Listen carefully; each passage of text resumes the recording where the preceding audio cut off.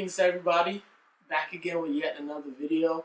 So every time I come before you guys, I tell you all that I'm sorry about not posting as frequently, and you just can't apologize if you don't really mean it. So I have to accept what's going on in my life. I'm in the middle of a move. I'm going to be starting school, much to the liking of my mother. I'm going to go back to school and get my MBA. I already have my master's in finance, but I'm thinking, hey, kind of young. So why not just maximize my potential before the kids start coming in, you know? I got kids on the way, but down the line, we're going to get started on that. All right, so thank you again for tuning in. Today, I'm just going to be telling you guys about what I have read and what I'm reading right now. So right now, I'm actually reading, it's a trilogy by Chinua Achebe, and it's Things Fall Apart, Arrow of God, No Longer at Ease, all combined in one. So I will give you a review on that as soon as I'm done. But for now, let's talk about what I just finished reading. Alright, so like I said, I haven't been able to get to you guys, but I did read 2 books while I was away, and they're phenomenal. So let's get into them.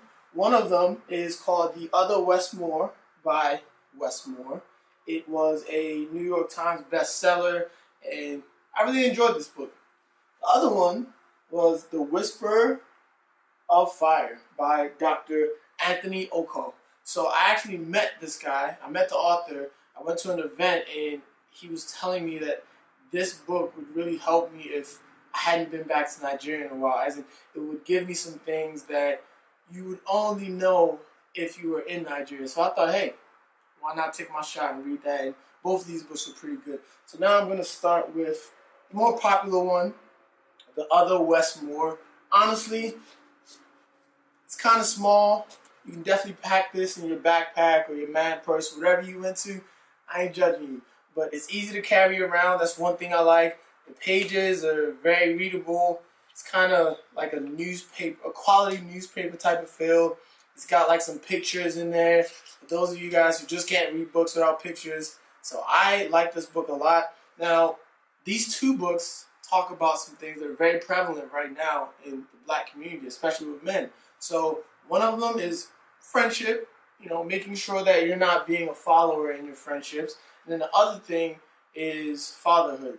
So The Other Wes Moore, both of these individuals, well, before I get into that, The Other Wes Moore, the reason why it's that title is the author, his name is Wes Moore, and he found out there was somebody else named Wes Moore, and he made it his purpose to figure out what happened in his life where it's kind of like there were 2 branches that went their separate way. So he figured out where did he go wrong, or how did life lead him into the path that he had. So on one end, you had one Wes Moore who he ended up doing really well, and you had another one who didn't do so well. He was in the prison system.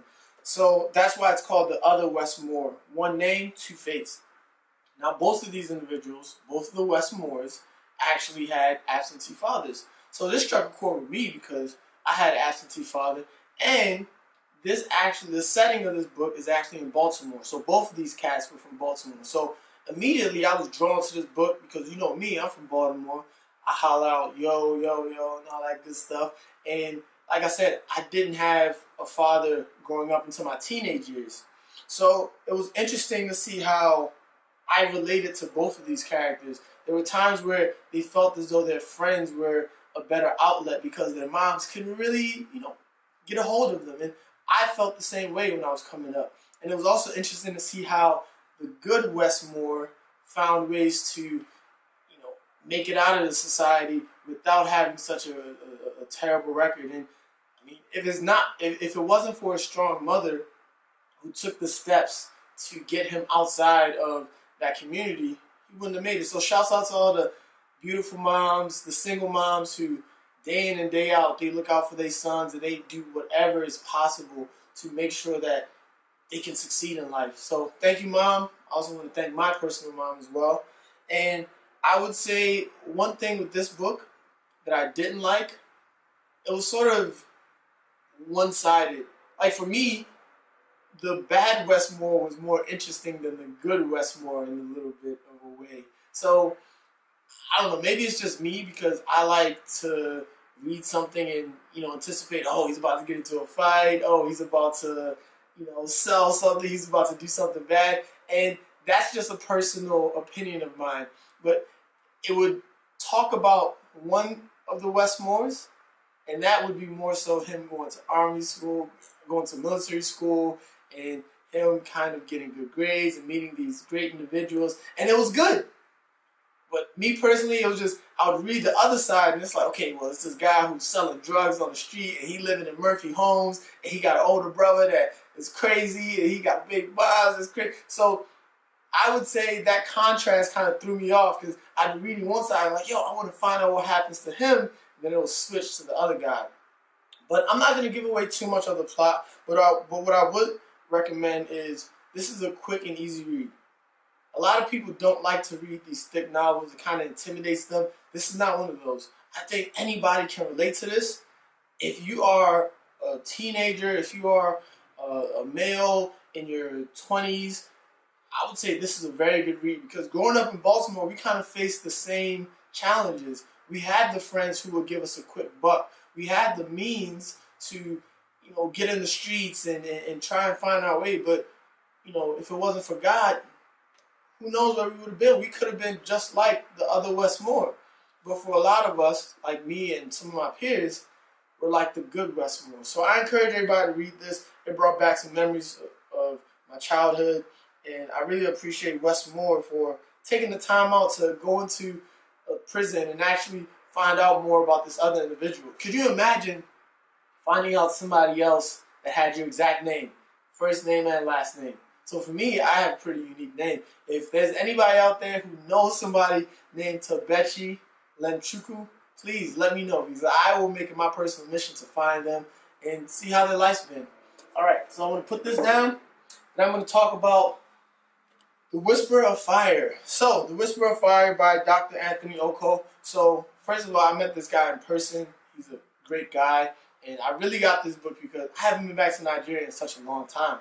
And I want to get those memories. I want to start thinking about Nigeria, because I'm actually going back next year. Safe travels to me, please. So, this book, honestly, I thought the paper was cheap. It looks like printing paper, like the paper you put into your printer. This is, like, I love the author, but I have to talk about the book.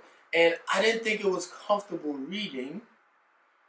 I thought the text was a little bit too big for my eyes. I don't know, that's just me. But let's get into the meat of the book. Now, this book was about two individuals who grew up in the village. Now, I have been to my village, but I haven't been to my village in such a long time. But it was great to hear about the stories and the traditions. Like, they had a passageway that they couldn't walk through alone because there were evil spirits. And I'm thinking, yo, this is so reminiscent of where I come from. So it did a great job of putting me in the setting and making me relive some of these memories that I had as a kid. Now, these are about two individuals, and one of them went abroad, and one of them strived in his village and continued to move up in education. So the one who went abroad, he actually faced a lot of hard times. And in the village, it's a misconception that when you come abroad, you just become rich. And yes, this is a land of opportunity, but at the end of the day, that opportunity does have a cost. And that cost sometimes is more than we can afford.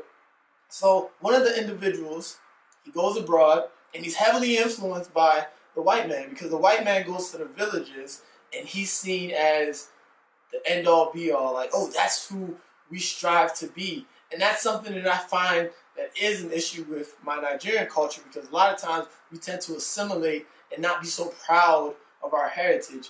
So one of these friends, he goes off to the UK, and he never writes back home. And everybody thinks he's dead. And the other friend, who these guys were best friends, he goes through the ranks in Nigeria, and he becomes a big businessman, and he finally gets the chance to travel to the UK, and he meets up with this guy. And it's a really good interaction. It's really interesting to see how, a lot of people in the village see these people that go abroad as meal tickets versus what the reality is. And then I can relate to some of that, because when I came to this country, it was made as if, this is it's going to be a breeze. And it's not a breeze. I'm still trying to go to school. I'm still trying to figure out my way. And sometimes you talk to relatives back home and it's just give me. But it's like we still have our issues. So this book, these are both books that influenced my life. They influenced my life because not only could I relate to them, but I could also learn lessons. So I learned how to be upfront with relatives from this book. And yeah, I also learned how to just reach out and, and get the story behind people. Because if Wes Moore didn't actually take that initiative and reach out to the other Wes Moore, this book would have never came alive. So what I'm trying to do in my life is, one, handle my relatives better. If I can't make something, if I can't do something, it's, hey, I can't do this. I don't want to keep saying, oh, I'll think about it or maybe. I just want to be upfront with them. And then on the other side, I want to foster better relationships and reach out to people. Reach out to people that are interesting.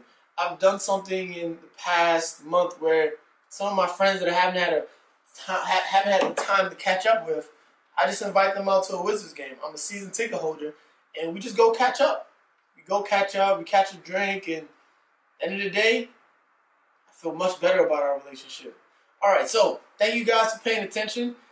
Coming up next year, I'm going to be doing a revamp of everything, whether it's the blog, whether it's my YouTube channel, whether it's the Corporate Coke and Smack podcast. So make sure you're subscribing to Everything Possible. Follow me on IG, Long Live Toby. Subscribe to my YouTube channel, please. I need more YouTube subscribers. And also make sure you tune in to Corporate Coke and Smack. You can find that by typing Corporate Coke and Smack in iTunes or SoundCloud. And shouts out to my co-host, IDKO. And then last but not least, congratulations to Mark Baylor Jr. Mark Baylor III was born November 5th, and that is such a beautiful thing because, well, he was born November 4th, I'm sorry. And it was a beautiful thing because I was actually at his wedding. I've seen things progress, and he's somebody that I look up to. So, thank you. Love you guys. I'll talk to you guys later. Peace.